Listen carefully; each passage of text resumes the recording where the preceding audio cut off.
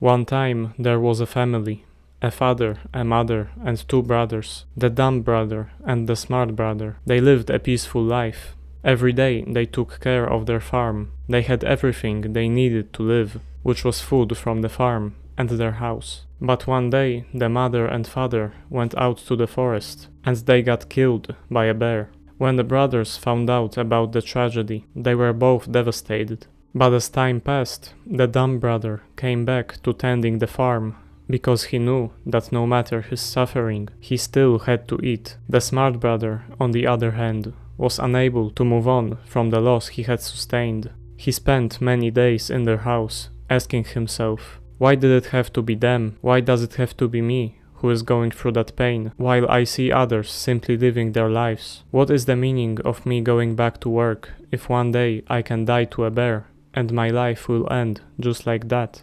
One time, the dumb brother asked the smart brother, will you come back to work on the farm? I really need your help. The brother responded, I don't know. The dumb brother said, if you won't work, then you won't eat.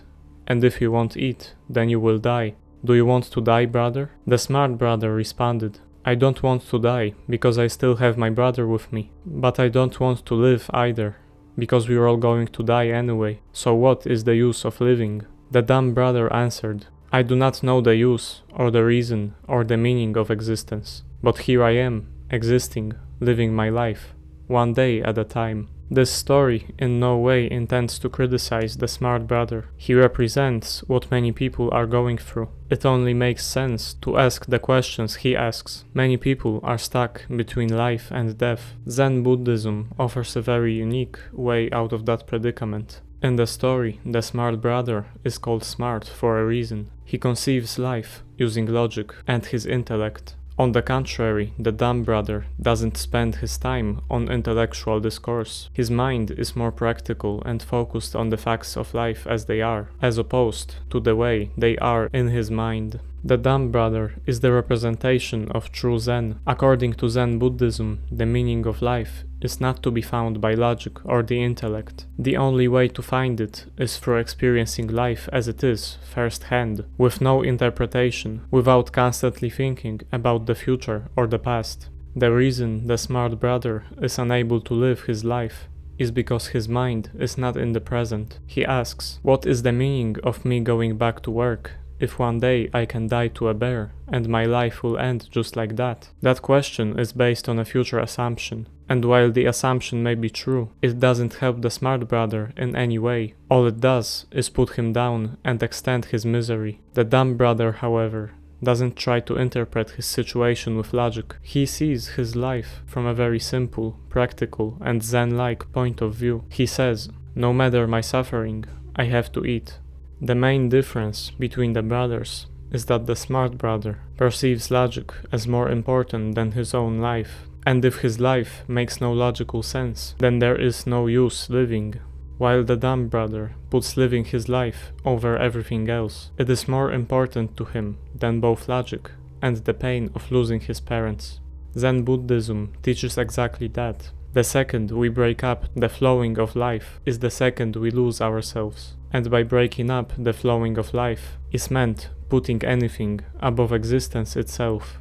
We seem to do that a lot in our modern society. Just like the smart brother put logical understanding before his life, we see things like our social status, our looks, our career, and many others as much more important than the sole fact of existence. We do that by saying to ourselves, I am worthless as a person, or my life is worthless because I don't look as good as others, or my life is meaningless because all of my friends are much more successful than I am, and I will never be able to catch up to them. In the first case, the person perceives their looks as more important than their life, and in the second case, the person judges how meaningful their life is, based on their social status. If their social status were high, then they would hold their life in high regard. But if their social status were low, then they would perceive their life as miserable. That person's highest value is not their own life,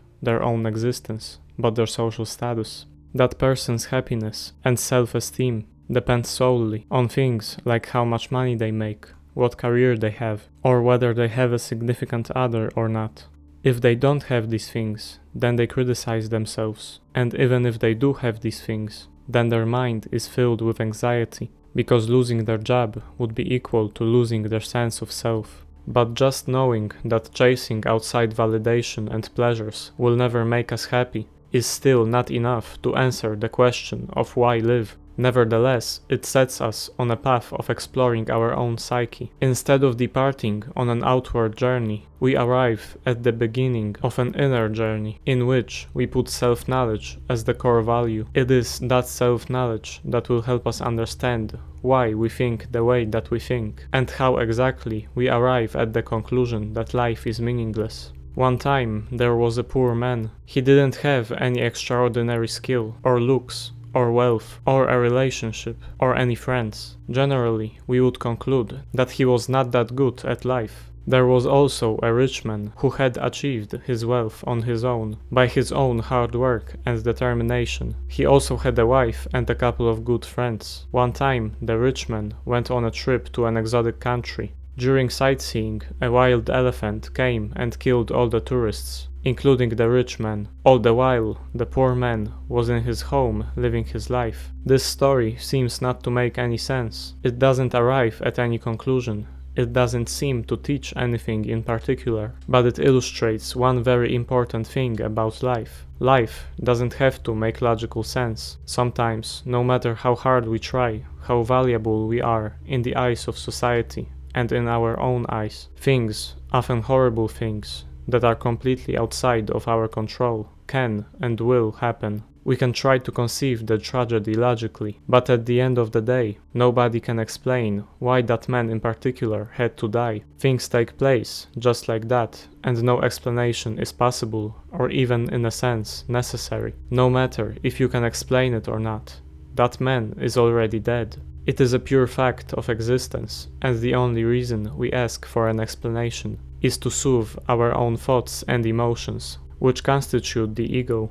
The ego is a well-known Buddhist and not only Buddhist concept. It is a part of our experience of life, which concerns itself and is attached to the external world. There are many definitions of the ego, but here I will treat it as the apperceiving mind as a whole. Everything that is currently going on in your mind, every thought, every emotion, and every feeling, this is what we call the ego. Ultimately, the ego is what arrives at the conclusion that life is meaningless. That conclusion is the result of many calculations that go on in our minds. When the smart brother from the story says that life is meaningless, he arrives at that conclusion through the ego. His brain thinks, "In my life in general, I learned to do only things that make logical sense to do, have a point to them and something to gain in them. This is how we normally operate in our everyday lives, and it serves us well. If I can work for $1 an hour, or for $50 an hour, doing the exact same thing, I will obviously choose the second option."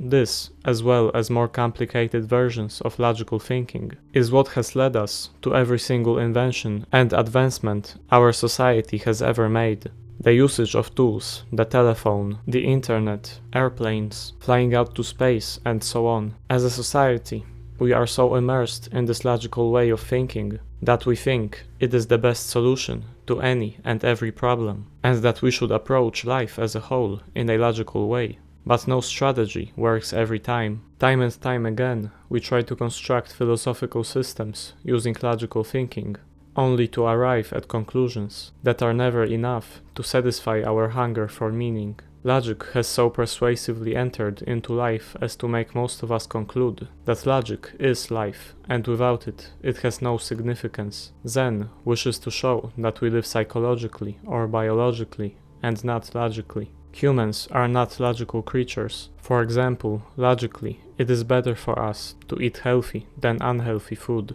But we still choose the latter, even though we know that we choose it only for short-term pleasure, and in the long term it may hurt us quite a bit. As the quote says, we live psychologically or biologically and not logically. Just because we explain something to ourselves through deduction doesn't mean we will actually do it. We are influenced by many different factors, like feelings, emotions, past experiences, and other people. Oftentimes, what we call logical reasoning is not really that. Our logic is influenced by emotions, subconscious thoughts, trauma, levels of different substances and chemicals in our bodies, hunger, or even what we had for breakfast on a given day. The Smart Brothers' conclusion that life is devoid of meaning was no doubt influenced by many of these factors, especially the pain of losing both of his parents. Now, the real question: what do we do about it? Some people would suggest that we rid ourselves of all external factors that may influence our reasoning and make the decision then. While that may work for some people, Zen proposes a different solution, which is awareness and acceptance. The awareness that our reasoning is not flawless, even though it may seem so from our own perspective. But instead of trying to make it as flawless as it can be, simply accept it the way it is. The smart brother would be more at peace had he just said to himself, "You know what? Maybe I'm right. Maybe it really doesn't make any sense to continue my life. But maybe I'm wrong. Maybe what I call a logical conclusion is in reality nothing more than a mechanism my ego came up with to cope with the loss of my parents. Regardless of which answer is the right one, if I take a deep breath, put all of my thoughts, logic, positive and negative feelings and emotions, the ego as a whole away, the only thing that is left is me, my life, the experience of it. Now, in that state, there is no reason for me to end it. I can simply be. Maybe that is the answer."